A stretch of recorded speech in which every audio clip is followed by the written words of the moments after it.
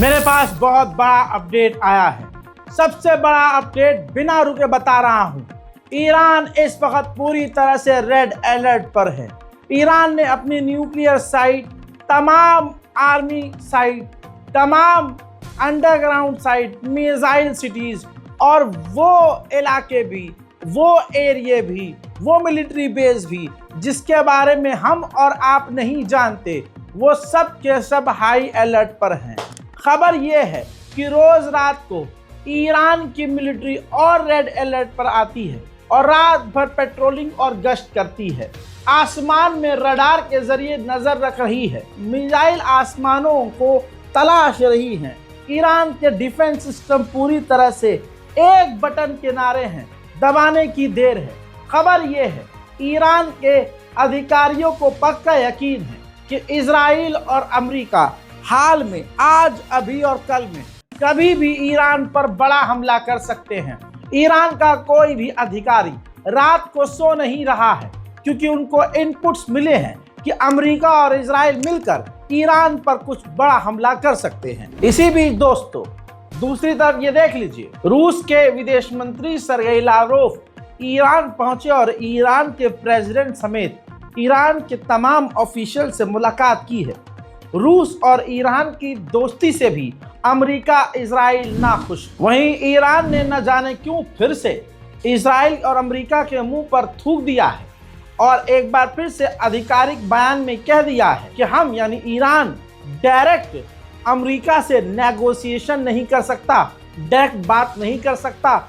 इसकी उम्मीद अमेरिका और दूसरे लोग हमसे छोड़ दें। सुनिए। به دنبال برقراری صلح بین آذربایجان و ارمنستان هستیم و آمادگی داریم که در این خصوص کمک بکنیم.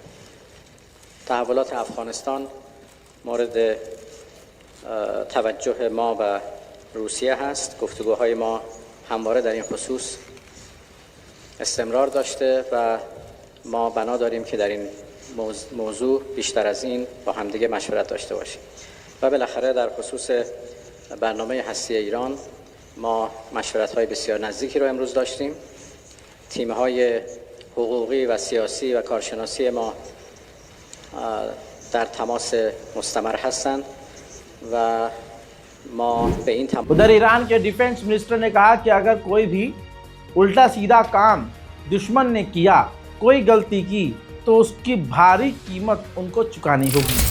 ملت شریف ایران، فرماندهان محترم، دولت مردان عزیز، من با همت و غیرتی که در این جوانان عزیز دیدم به شما اطمینان میدهم. با وجود این جوانان غیرتمند، گزینه ترس از دشمن و عقب نشینی از اصول و آرمانهای ما جایی ندارد.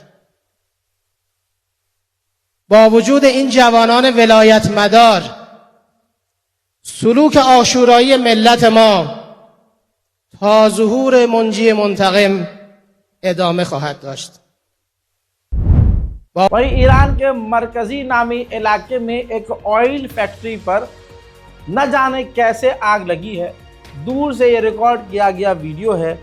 ज़बरदस्त तरीके से धुआं निकल रहा है, लेकिन ईरान ने इसे हमला करार नहीं दिया है। अमेरिका ने अभी 2 दिन पहले जो पूरी तरह से ईरान के ऑयल टैंकरों पर पाबंदी लगाई, उसका असर अब समुद्र में नज़र आ रहा है।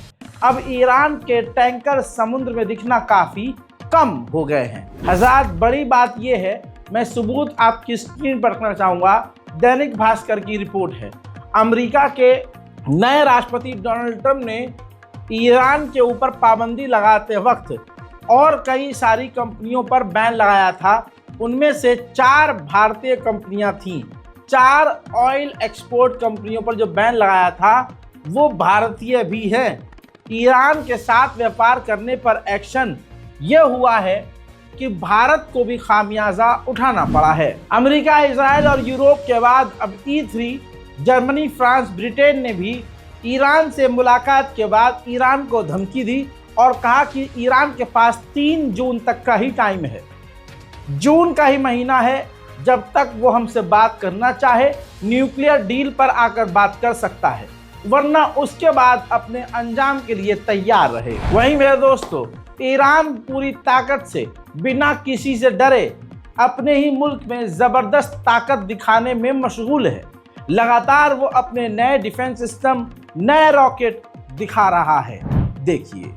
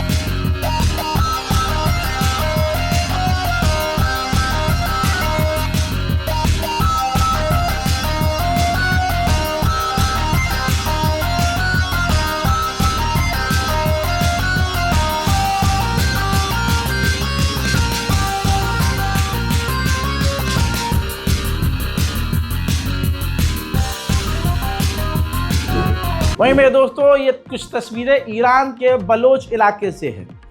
चाबहार पोर्ट के बेहद करीब बलोच आतंकवादियों ने ईरानी सेना पर हमला किया, जिसके बाद ईरान की सेना और बलोच के बीच घंटों तक झड़प चलती रही। हजरात, वहीं आपको बता दूं कि लेबनान में नसरुल्लाह को दफन कर दिया गया है, उनको सुपुर्द खाक कर दिया गया है, जिसके बाद ईरान ने उनके लिए वो काम किया जो इतिहास में लिखा गया।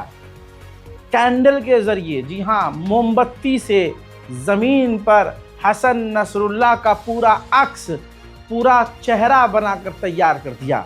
ये काम बेशक ईरान ही कर सकता था। कमाल ये है कि सऊदी अरब भी अब हथियार बना रहा है। सऊदी अरब की हथियार बनाने वाली एक कंपनी ने ईरान के ड्रोन को, शाहिद 136 ड्रोन को कॉपी करके एक नया ड्रोन, सुसाइड ड्रोन बनाया है, जिसका नाम है X1500। जी हाँ, अब बेचारों के पास अपना कोई हो तो नाम रखे ना। ईरान के पास अपने बहुत सारे हैं, तो उन्होंने अच्छे अच्छे नाम रखे हैं। सऊदी अरब ने तो नाम तक भी क्या रखा, X1500। यही दिमाग है सऊदी का। अमेरिका के पेंटागन में प्रेस वार्तालाप चल रहा था, प्रेस मीटिंग चल रही थी। अमेरिका के डिफेंस मिनिस्टर से किसी ने पूछा कि अगर ईरान पर आप हमला करते हो या ईरान कुछ करता है, तो क्या आप सऊदी अरब का साथ दोगे या सऊदी अरब से किसी तरह की मदद लोगे, या सऊदी अरब क्या आपका साथ देगा? इस पर अमेरिका के डिफेंस मिनिस्टर ने साफ कहा कि ईरान पूरे इलाके के लिए खतरा है और सऊदी अरब हमारा साथी है। इस बारे में हम आगे सऊदी अरब से और भी बात करेंगे। Well, certainly that's a topic we're going to talk about today. Iran is a big concern in the region. Saudi Arabia has been a great partner, and that's something we're going to discuss today. Last question. वहाँ Syria में Syrian national dialogue conference नाम से सालाना एक meeting होती है। इस meeting में पहली बार जोलानी ने, अब चाहे ये समझ लीजिए अपनी इज्जत बचाने के लिए या कुछ भी, पहली बार अपने लोगों के बीच मांग की है कि इजराइल हमारी सरजमीन से, सीरिया से वापस चला जाए। तीसरी कोई लाइन नहीं बोली है, बस यही इतनी सी बात बोली। और फिर अगले मुद्दों पर बात करके जोलानी दाढ़ी पर हाथ मारकर चले गए। मेरी बात ये उम्मत मुसलमा लिख कर रख ले, ये जो सीरिया का राष्ट्रपति है ना, इसमें और दाइश में 1 इंच का भी कोई फर्क नहीं है। आज मौलाना साहब अगर मिंबर पर बैठ के इसको सपोर्ट इसलिए कर रहे हैं क्योंकि इसके अलावा कोई ऑप्शन नहीं है, इसके अलावा ईरान है, और ईरान से मौलाना को बहुत तकलीफ है। पता नहीं ईरान ने मौलवी साहब की क्या चीज़ लेकर, मतलब कुछ भागा होगा है क्या? मौलवी साहब इतना टेंशन काहे लेते हो, इतना काहे चिढ़ते हो भाई? बहरहाल याद रखना, ये कौम के लिए एक बड़ा नुकसान है कि अगर आप किसी से नफरत कर रहे हो, देखो आपकी नफरत ने क्या कर दिया है। जोलानी को आपने इस लेवल पर सपोर्ट किया, और जोलानी क्या कर रहा है? जोलानी को चाहिए थी सिर्फ गद्दी, जो उसे मिल गई। अब देखिए, सीरिया के उस शहर में, जिस शहर में अभी तक इजराइल नहीं घुसा था, शहर का नाम है दारा। उस दारा के इलाके में ये टैंक देख लीजिए, टैंक के साथ इजराइल के हथियार देख लीजिए, इजराइल की मिलिट्री को घुसता हुआ देख लीजिए। दारा, सीरिया के दारा के इलाके में इजराइल की फौज घुस चुकी है। वहाँ जोलानी ने कहा कि पीछे हट जाओ, क्योंकि वो तो मुंह से कहा था। इजराइल को सब पता था, इजराइल को बोल दिया होगा देखो यार कुछ कुछ बातें मुझे बोलनी पड़ेंगी ऊपर से, लेकिन तुम जो है सवाल लेना है, तुम्हें जो करना हो करना, तुम दारा में घुसो, पहाड़ा में घुसो, इधर घुसो उधर को, कद्दू गई। हमें तो एक खजाना चाहिए था, हमें तो गद्दी चाहिए, मिल गई बमुन्ना, अब तुम्हें जो करना करो। वही हो रहा और यही होगा। दारा से लेकर और अलग अलग शहरों में इजराइल की फौज तैनात हो गई है। और अब ये आसमान की तस्वीर देख लीजिए, सीरिया के आसमान में लगातार इजराइल के हमलावर ड्रोन उड़ रहे हैं और जोलानी आपका सिर्फ दाढ़ी पे हाथ मारकर हीरो बन के घूम रहा है। उधर सीरिया के लोग समझ चुके हैं कि जिसे हमने शेर समझा है वो भेड़िया है, भेड़िए ने शेर की खाल पहनी है। अब जोलानी से 4 दिन में चिढ़ चुके सीरिया के लोगों ने जब देख लिया कि जोलानी तो फुस्सी निकला, अब वो नेतन्याहू और इजराइल और अमेरिका के खिलाफ सीरिया के लोग खुद सीरिया की सड़कों पर उतरकर प्रदर्शन कर रहे हैं।